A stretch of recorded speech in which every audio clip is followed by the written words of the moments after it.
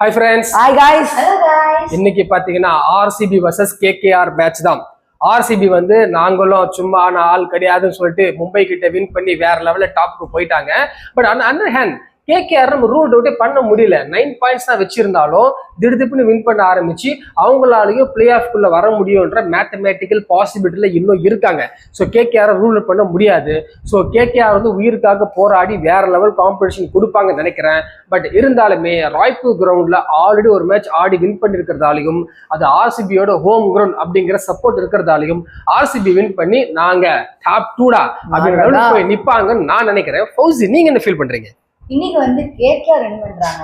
இவங்க வந்து 167 last ball தான் வின் பண்றாங்க தவிர அது ஒரு ஈஸி சேஸ். அத போய் அவ்வளவு கஷ்டமா கொண்டு போறாங்க. அது ஆக்சுவலி ஒரு முக்கியமான விஷயம் சொல்லிக்கிறேன்.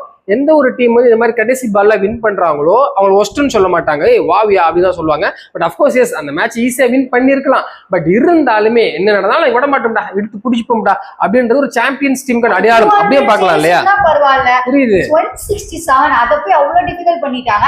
சோ அதனால அதே மாதிரி ஷெப்பர்ட் வேற லெவல்ல ஆடுறாரு. என்ன பண்றது யாருக்கும் புரியல. சோ ஷெப்பர்ட்காகவே நான் கேகேஆர் சொல்றேன். இல்ல ஷெப்பர்ட் வந்து நாங்க ஏன் வச்சிருக்கோம் அப்படின்னா நாங்க வந்து ஒரு டிஸ்ட்ரிக்ட் படிக்கிற மாதிரி வச்சிருக்கோம். அதாவது ஒரு டீம் எல்லாமே நல்லா இருந்துட்டா தப்பாயிரும். ஸோ ஒரு பிளேயர் வந்து சுமாரா இருக்கணுன்றதா அவர் வச்சிருக்கோம். எங்களுக்கே விருப்பம் இல்லாமல் தொடர்ந்து ஆடிக்கிட்டு தான் இருக்கு. ஆல் ஃபேவரட் பிளேயர் நீங்க நினைக்கிறீங்க? ஏங்க நீங்க வேற இவங்க வந்து 167 நம்ம ரொம்ப சேஸ் பண்ணோம், ரொம்ப கஷ்டப்பட்டு சேஸ் பண்ணோன்றாங்க. நாங்க சின்னசாமி கிரவுண்ட்ல இதை சேஸ் பண்ணி இந்த வேற கிரவுண்ட் சேஸ் பண்ணி சொன்னா நாங்க ஓகே நாங்க ஒத்துக்கிறோம், எனக்கு கேவலமா ஆடணும் சரியா பாடல எல்லாருக்கும் அப்படின்னு சொல்லலாம். ராய்ப்பூர்ல பிச்சு அப்படிதான் இருந்துச்சு. ஏன் அங்க கடப்பாறை பேட்டிங் ஆட சொல்ல வேண்டியதானே? நீங்க தானே ஆடி இருக்கணும். அவங்க அப்படி இருந்துச்சு. பிச்சு லக்னோ பிச்சுக்கிட்டு அஃப்தர மாதிரி அப்படி இருந்துச்சு.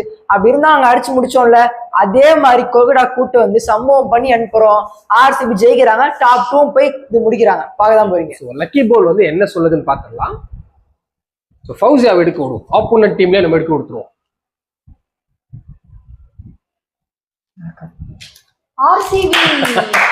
ஆர்சிபிய அவங்க கையாலேயே எடுத்து ஆர்சிபி தான் ஜெயிக்கும்னு சிஎஸ்கே சொல்லியிருக்காங்க.